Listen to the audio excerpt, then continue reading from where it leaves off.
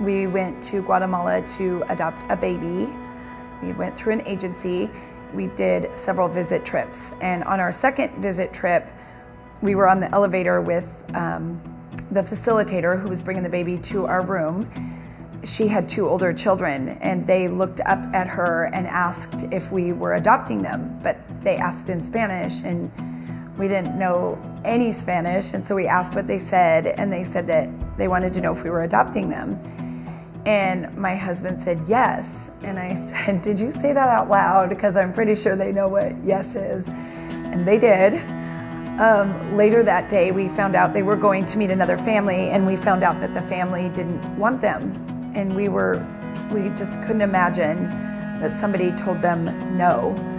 The facilitator assured us that they were used to that. And that just broke our hearts. We thought, I can't imagine being used to being told that I wasn't adoptable.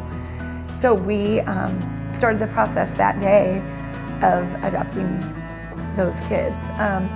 We didn't have any money for an adoption to do 2 more kids, so it was definitely a walk of faith. We decided to put them on our credit card with the faith that somehow it would be restored, and it was.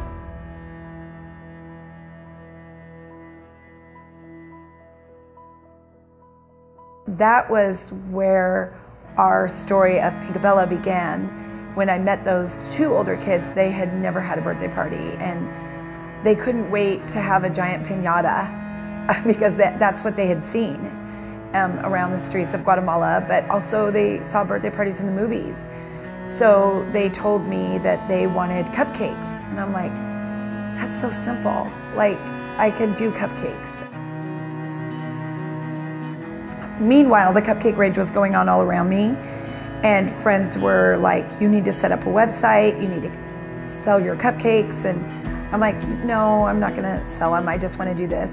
But I started having a bigger dream, and the dream was that if we sold enough cupcakes and made a ton of money, that we'd be able to give back to organizations that helped kids in need. And on opening day, we sold 2,000 cupcakes. That very day, we wrote our first huge check to an organization that we were working with. Our dream and our passion of being able to do something bigger than just selling a few cupcakes online, that it was going to go for the reasons that we said, it just made it become a reality for me. I had to make a decision about hiring somebody that most people would not find desirable to hire. I felt in my heart that hiring her would be a way to possibly reach her. That was placed in my heart because of my faith.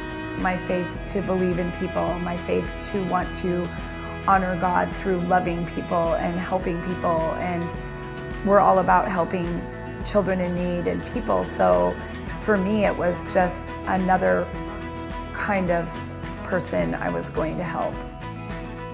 When I first opened PinkaBella, it was all about the giving, the money part of it, and I saw that as an avenue to give back. But as it's evolved, and I've had numerous employees and young girls that I've been able to mentor, kind of become a mom to, customers that have stood in my store and cried because they were buying cupcakes for a friend who just lost their child. I've had so many opportunities to be able to give people a little bit of God's love just by being present.